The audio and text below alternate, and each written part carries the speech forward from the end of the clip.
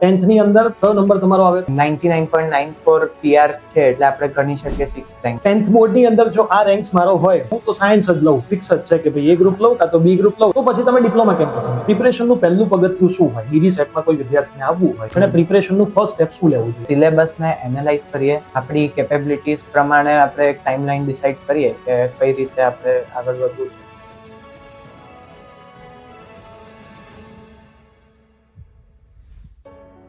DD set ની તૈયારી કોઈ વિદ્યાર્થી કરતો હોય, કોલેજને મેનેજ કરવી છે, ડીડી સેટ ને મેનેજ કરવી છે, તો એ કઈ રીતે થઈ શકે બંને વસ્તુ? કોલેજના ટાઈમિંગ ડિપ્લોમા લેવલે આઈ ગેસ 6 to 7 hours હોય તો મેક્સિમમ હોય. તો એના સિવાય તમે સ્ટાર્ટિંગ ફેઝમાં 3 થી 4 કલાક અગર આપી શકતા હો. હવે ડીડી સેટ જે આવનારા ભવિષ્યમાં વિદ્યાર્થીઓ આપવાના છે, તો તમે એ વિદ્યાર્થીઓને શું સંદેશ આપશો અને કઈ કઈ મિસ્ટેક્સમાં એના આખા વર્ષમાં ધ્યાન નહીં રાખવાનું કે 200 આઉટ ઓફ 200 સુધી પણ? મોક ટેસ્ટને બહુ સારી રીતે એનાલાઇઝ કરવાનું, એમાં જે પણ ભૂલ હોય એ બિલકુલ લાઇટલી નહીં લેવાની. અને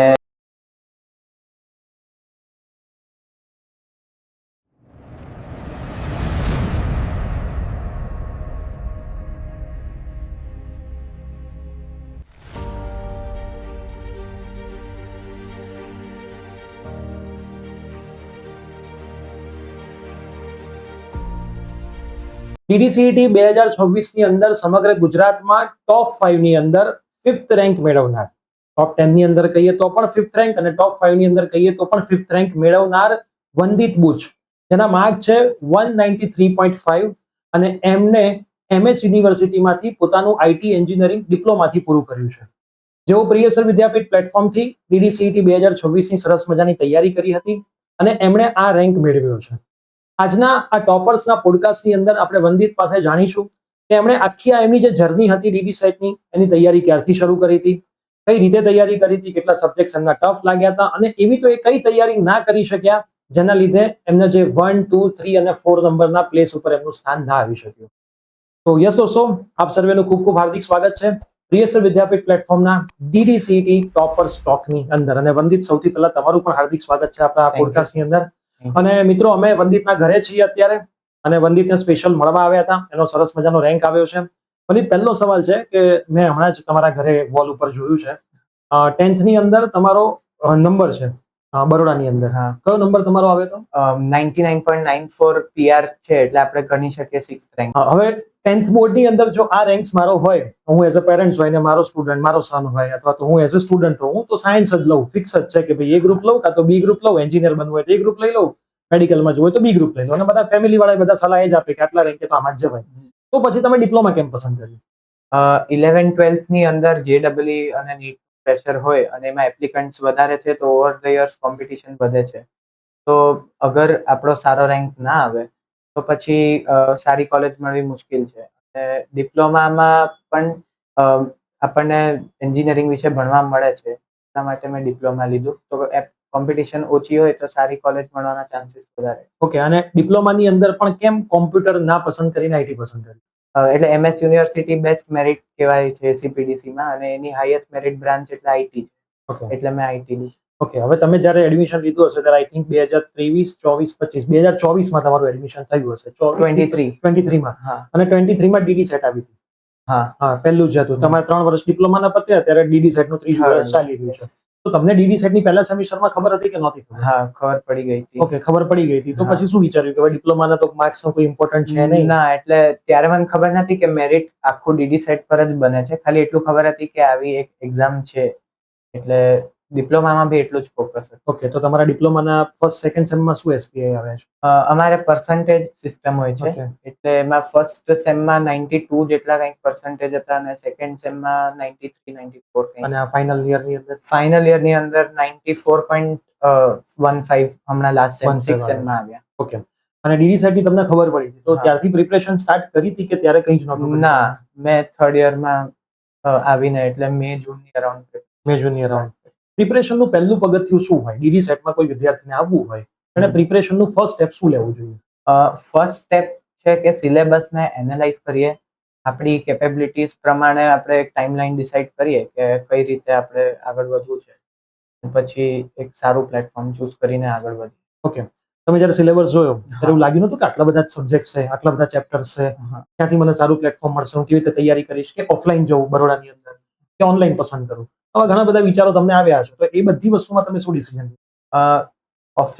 ઓફલાઈન ટ્યુશન તો મેં 10th વખતે બી નતા કર્યા, એટલે Okay. ઓફલાઈન જવા અને ડિપ્લોમા બી નતા કર્યા, એટલે ઓફલાઈન જવાનું તો મેં નતું વિચાર્યું. અને પછી ઓનલાઈન થોડો સર્વે કર્યો તો સારો કોર્સ તમારો લાગ્યો મને, એટલે મેં લીધો. કોર્સ લીધો તમે, હા. શરૂઆત કયા સબ્જેક્ટથી કરી? શરૂઆત મેં ફિઝિક્સથી કરી. એની પાછળનું કોઈ રીઝન? ના, એની પાછળ કોઈ રીઝન નતું. Okay. ફર્સ્ટ સબ્જેક્ટ મેં ફિઝિક્સ સ્ટાર્ટ કરી એટલે દીધો, કારણ ફિઝિક્સ કે ગમતો સબ્જેક્ટ હતો કે અઘરો લાગતો હતો? હા, એટલે ના, physics ગમતો તો ગમતો સબ્જેક્ટ હતો. હા. ફિઝિક્સ ને મેથ્સમાં સૌથી વધારે ગમતો સબ્જેક્ટ મેથ્સ. તો મેથ્સ. મારા એટલે ડિપ્લોમામાં ફર્સ્ટ સેમમાં 100 આઉટ ઓફ 100 હતા, મેથ્સ 1 માં અને 2 માં 99. 99 માર્ક્સ. ઓકે. ફિઝિક્સ થી તમે શરૂઆત કરી, તો તમે જે ચેપ્ટર્સ ફિઝિક્સમાં છે, 5 ચેપ્ટર્સ છે, એ દરેકે દરેક ચેપ્ટર્સ ડિપ્લોમામાં ભણવામાં આવી ગયા હતા તમારે? ઓલમોસ્ટ આવી ગયા હતા. ઇલેક્ટ્રિક કરંટ વાળો ચેપ્ટર આવી ગયો હતો, અને કાઇનેમેટિક્સ વાળો બી આવી ગયો હતો, યુનિટ્સ એન્ડ મેજરમેન્ટ્સ બી આવી ગયો હતો. ઓકે. અને જે હીટ નો હતો એ પોર્શન, બે વેવ મોશન SHM અને વેવ heat. મોશન એનો હતો. એનો. ઓકે. તો તમે પહેલા ચેપ્ટરની તૈયારી ચાલુ કરી, હમ. તો કેવી રીતે તૈયારી? ફિઝિક્સની તૈયારી પ્રોપર, કેમ કે સૌથી વધારે ડીડી સેટમાં તકલીફ બધાને ફિઝિક્સ સબ્જેક્ટની છે. તૈયારી તમે કેવી રીતે કરતા હતા? પહેલા સર તમારા રેકોર્ડેડ લેક્ચર્સ જોતો હતો, એમાંથી નોટ્સ બનાવતો હતો, અને પછી એનું સમય રિવિઝન કરતો હતો, અને એવી રીતે, અને ટેસ્ટ આપતો હતો. એક ટોપિક એક ચેપ્ટર યુનિટ પતે પછી એનો ટેસ્ટ આપતો હતો, એવી રીતે યુનિટ વાઇઝ ટેસ્ટ. ઓકે. હવે ફિઝિક્સની શરૂઆત તમે કરી હશે, તો શરૂઆત તો તમે આઈ થિંક 5th સેમેસ્ટરથી ડીડી સેટની કરી હશે. હા. તો 5th સેમેસ્ટરમાં કેટલું, શરૂઆતના કેટલા કલાક વાંચતા? શરૂઆતમાં હું 3 to 4 hours આપતો હતો. કોલેજ પછીનો ટાઈમ કે કોલેજ પહેલાનો time? મારી કોલેજ મોર્નિંગ શિફ્ટમાં હતી, તો હું બપોર આપી શકતો. ઓકે. અને એમાં એક જ સબ્જેક્ટ પકડીને ચાલતા હતા, ફિઝિક્સ પકડી ના, જતો? બધા જ મેં એક સાથે પછી પેરેલલ પાછળ પહેલા ફિઝિક્સ કર્યું થોડો ટાઈમ, ઓકે. પછી ધીરે ધીરે બધા જ સબ્જેક્ટ લઈ લીધા હતા. બધા સબ્જેક્ટની શરૂઆત કરી. હા. ઓકે. ટેસ્ટ તમે આપવાની શરૂઆત કરી હશે, તો એપ્લિકેશન પ્લેટફોર્મ પર જે છે પોર્ટલ, ત્યાં ટેસ્ટ આપતા હતા કે OMR-માં તમે ટેસ્ટ? ના, યુનિટ વાઇઝ ટેસ્ટ તો બધી એપ્લિકેશનમાં જ આપી દેતો હતો. ઓકે. OMR-માં ટેસ્ટ આપવાની શરૂઆત ક્યારથી કરી? એ મેં ફૂલ સિલેબસ ટેસ્ટ બધા OMR-માં આપ્યા, અરાઉન્ડ 20 જેટલા ટેસ્ટ આપ્યા હશે મેં OMR શીટમાં, એની એક્યુરસી બબલ કરવા માટેની, વધારવા માટે. અને એ મેં ચાલુ કર્યું અરાઉન્ડ જાન્યુઆરીમાં. જાન્યુઆરી એન્ડમાં. તો કેટલા માર્ક્સ તમે એવરેજ આવતા હતા તમારે? ફર્સ્ટ ટેસ્ટમાં મેં આપ્યો તો ફૂલ સિલેબસ, એમાં મને યાદ છે 182 માર્ક્સ આવ્યા હતા મારા. ઓકે. પછી ઓવર ધ ટાઈમ મિસ્ટેક્સ સુધારી અને એ ટોપિકને વધારે ડીપમાં સ્ટડી કર્યું, તો પછી એવરેજ 190. 190 એવરેજ તમારી થઈ હા. ગઈ.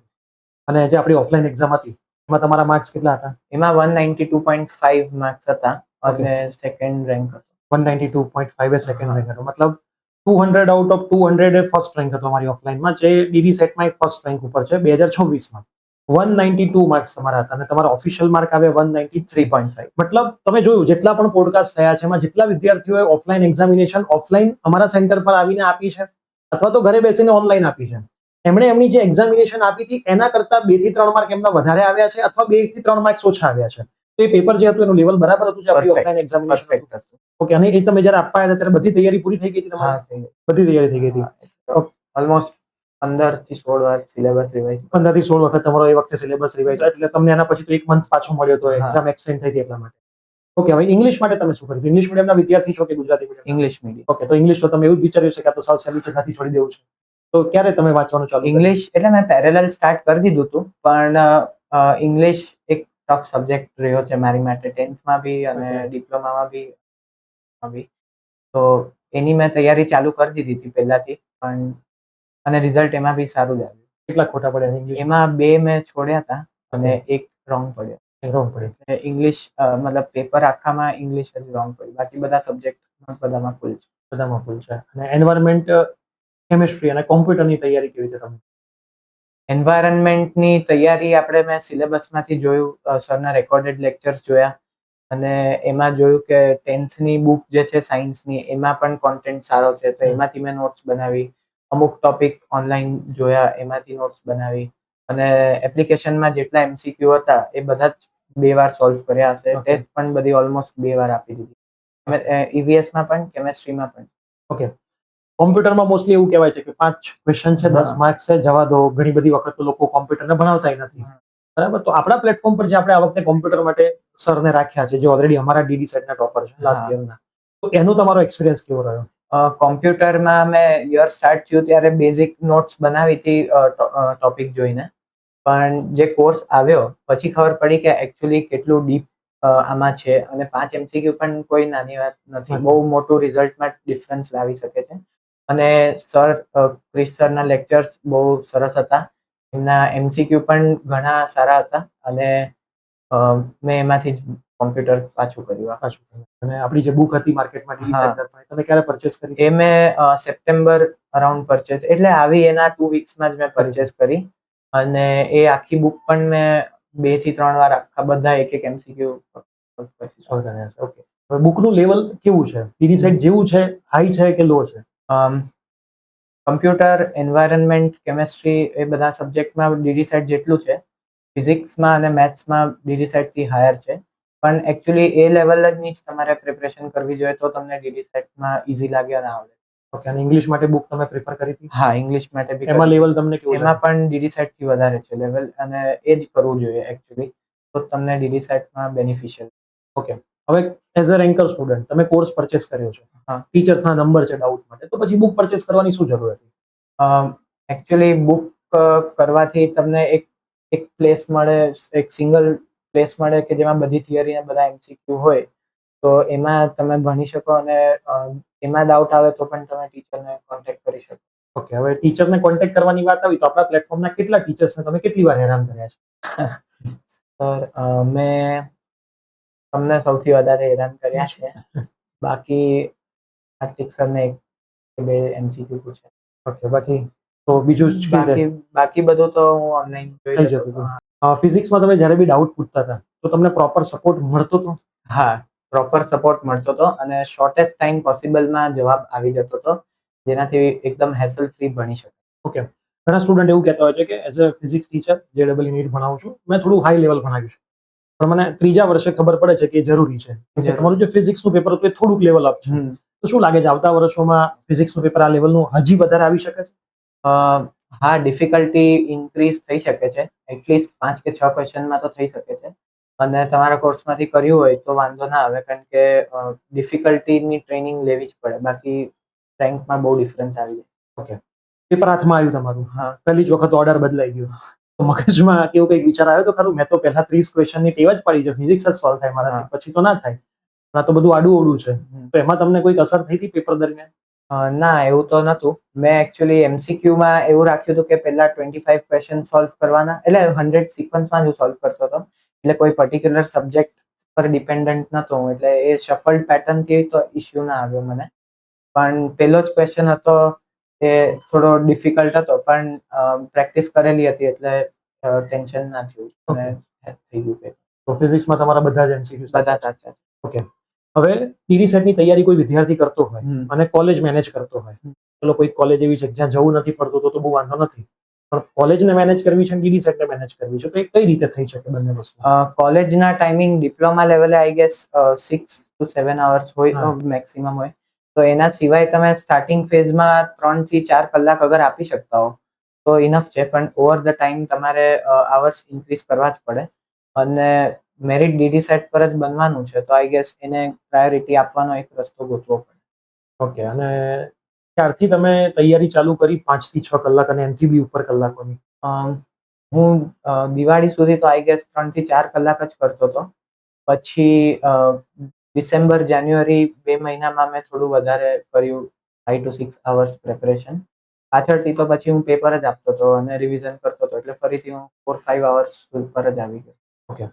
હવે તમારી આ ડીડી સેટની જર્ની હશે, તમારા ઘરના ફેમિલી મેમ્બર્સ પણ હશે, તો દરેકે દરેક ફેમિલી મેમ્બર્સનો તમારી આ જર્નીમાં શું રોલ રહ્યો છે? જેમ કે પપ્પા, મમ્મી, ભાઈ, બહેન જે પણ હોય, એમનો રોલ શું રહ્યો છે? મમ્મી ડેડીએ કોઈ દિવસ એવું નથી કીધું કે કોર્સ કેમ લે છે, આમ તેમ. એ લોકો જે મટીરિયલ, જે કોર્સ લેવો એમાં હા જ પાડી છે. અને ડિપ્લોમામાં હું લાસ્ટ 2 સેમમાં એવું હતું કે એટેન્ડન્સ કોઈ વાર હું ના જાઉં કોલેજ ભણવા માટે, તો એમાં બી ના નથી પાડી કે ના, તું ભણવા માટે જ કરે છે, તો ફૂલ સપોર્ટ. તો કોર્સ લીધા પછી ક્યારેક તો પૂછતા હશે ને કયા પ્લેટફોર્મનો કોર્સ લીધો? તમે કીધું કે સર મેં આ સરના પ્લેટફોર્મ તો પૂછતા હોય શું ભણાવે છે, લાઈ દેખાડો તો તું કેટલું ભણ્યો, સાહેબ કોણ છે? જેમ કે આજે અમે આયા ઘરે તો કદાચ એમણે અમને જોયા હોય તો એમને ખબર હોય, એવી વોચ તમારી પર રાખી હતી એમને? ના, ખાલી એટલું પૂછ્યું, એટલે રિઝલ્ટ પૂછતા હતા કે બરાબર આવે છે કે નહીં એમ. બાકી તો ટ્રસ્ટ હતો એમ. તમે અપડેટ આપતા છો ને કે આજે તો હા. સરે આવું કર્યું, હું ઓફલાઈન, તમે ઓફલાઈન એક્ઝામમાં માર્ક આવ્યા હા. હશે તો એ તમને તમારા, ચલો આપણે એક એક્ઝામ્પલ લઈએ, ઓફલાઈનમાં તમારા માર્ક જે આવ્યા હતા એ પૂછ્યા પછી પેરેન્ટ્સે કંઈક તો કીધું છે ને કે બેટા હવે શું લાગે છે, હા. ડીડી સેટમાં આનાથી વધારે માર્ક આવશે, ઓછા માર્ક્સ આવશે? હા, એ પૂછતા હતા એ લોકો કે કેટલો રેન્ક આવશે, કેટલું, અને રિઝલ્ટ બહુ સારું છે એમ. એટલે મેં પહેલા રાખ્યું હતું કે ટોપ 50 બી આવી જાઉં તો ઇનફ છે, અને એમાં બી એ લોકોએ કીધું કે હા તું બરાબર છે એમ. અને પછી રિઝલ્ટ આવ્યું ત્યારે તો એ લોકો બહુ જ ખુશ હતા કે ટોપ 5 ઓકે, જ્યારે આપણે ફાઇનલ આન્સર કી આવી ગઈ હતી હા. સુધારા સાથેની, ત્યારે શું લાગતું હતું કયો રેન્ક આવી શકે એમ છે? ત્યારે મને આઈડિયા આવી ગયો હતો કે ટોપ 10 તો હોઈ શકીશ. તમારા જ પ્લેટફોર્મનું ગ્રુપ હતું કે જેમાં ડિસ્કશન હતું કે કોના કેટલા માર્ક્સ છે, એટલે એનાથી મને કોન્ફિડન્સ આવ્યો હતો કે સારો રેન્ક જ હશે ટોપ 10. ઓકે, હવે ડીડી સેટ જે આવનારા ભવિષ્યમાં વિદ્યાર્થીઓ આપવાના છે, તો તમે એ વિદ્યાર્થીઓને શું સંદેશ આપશો કે ચલો તમારો 5મો રેન્ક છે 100%, હજી તમે 1, 2, 3, 4ની પોઝિશન પર નથી પહોંચ્યા, હા. તો કોઈ વિદ્યાર્થીનું ડ્રીમ છે કે ચલો ટોપ 10માં તો આવવું જ છે પણ ફર્સ્ટ નંબર ઉપર આવવું છે, તો એ વિદ્યાર્થી શું તૈયારી કરે? તમે એવી તો શું વસ્તુમાં 4 નંબર લેગ કરી ગયા કે 6-7 માર્ક છે, બહુ કઈ, હું તો એવું જ માનું છું કે 190 માર્ક્સ હોય કે 200 માર્ક્સ હોય, વિદ્યાર્થી સેમ જ હોશિયાર છે, પણ એ કદાચ એની કન્સિસ્ટન્સી તો ના કહી શકાય, પણ પેપરની દરમિયાન કોઈ સિલી મિસ્ટેક થઈ ગઈ છે, એ એકચ્યુઅલમાં નહોતો જ કરવાનો, 12 આવીને તો એને ખબર બી પડી ગઈ હતી કે અમારી નાની મિસ્ટેક છે, તો એ કઈ કઈ રીતે એવોઇડ કરાય અને કઈ કઈ મિસ્ટેક્સનું એને આખા વર્ષમાં ધ્યાન નહીં રાખવાનું કે 200 આઉટ ઓફ 200 સુધી પણ પહોંચી શકે?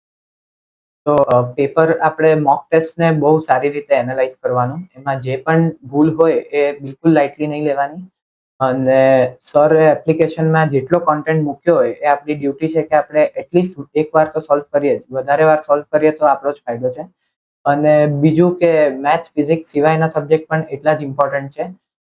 ઇંગ્લિશમાં જ મારા માર્ક્સ ગયા તો એવું નથી કે બાકીના સબ્જેક્ટ લાઇટલી લઈ શકાય. ઇંગ્લિશ અને કેમેસ્ટ્રી, ઈવીએસ બધા જ સબ્જેક્ટને, કમ્પ્યુટરને એટલું જ ઇમ્પોર્ટન્સ આપવું જોઈએ. વંદિતના પેરેન્ટ્સ આપણી સાથે છે, આપણે પેરેન્ટ્સને પણ થોડાક સવાલ પૂછવા છે. સર, સૌથી પહેલો સવાલ છે, આટલા સરસ 10માં માર્ક્સ લાવ્યો હતો, તો જે ડિપ્લોમા કરવાનું ડિસિઝન હતું એ વંદિતનું હતું કે તમારું ડિસિઝન હતું? ના, એ અમે લોકોએ જોઈન્ટમાં કરેલું હતું કે Okay. વંદિતનું શું પ્રાયોરિટી છે, એમને ઈઝી પડશે કે નહીં, 11th સાયન્સ ને 12th કરવાથી શું ફેર પડશે, એ બંને અમે જોઈન્ટમાં જ ડિસિઝન. ઓકે, ડિપ્લોમા એને શરૂઆત કરી, પછી એને ખબર પડી આવી ડીડી સેટની એક્ઝામ આવી હશે અને તમને કીધું હશે, ત્યારે તમારું પહેલું શું હતું કે ભાઈ હવે ડીડી સેટની તૈયારી તું કેવી રીતે કરીશ? કે ડિપ્લોમા તો ચાલુ કર્યું, હવે ફરીથી એક કોમ્પિટિટિવ એક્ઝામ તારી મુકાઈ ગઈ, જે તું JEE ની એકથી ભાગ્યો હતો એવી જ એક એક્ઝામિનેશન આવી ગઈ, એમાં કદાચ 1 લાખ વિદ્યાર્થીઓ છે, આમાં કદાચ 20-22 હજાર વિદ્યાર્થીઓ, પણ કોમ્પિટિશન તો એ લેવલની છે જ, તો તમે એને એ વખતે શું કીધું? મેં એ લોકો એમને કીધું હતું કે જો એક્ઝામ છે બહુ ટફ છે, 20,000 સ્ટુડન્ટ એટલે ઓછા ના કહેવાય, એમાં તારે ક્લિયર થવાનું છે, આપણો ટોપ 10માં આવે તો આપણને એક સારી કોલેજ મળે, તો એ રીતની પ્રિપેરેશન કરે, એના માટે જરૂરી ક્લાસ કરવાનો કરજે. ઓકે, એટલે એમને તમારા ક્લાસ નથી. તો તમે તો જોબ કરતા હશો, તમે તો આખો હા. દિવસ બહાર રહેતા હશો, મેમ ઘરે રહેતા હશે, હા. તો તમે એના પર વોચ રાખતા હતા કે જાતે મહેનત કરતો?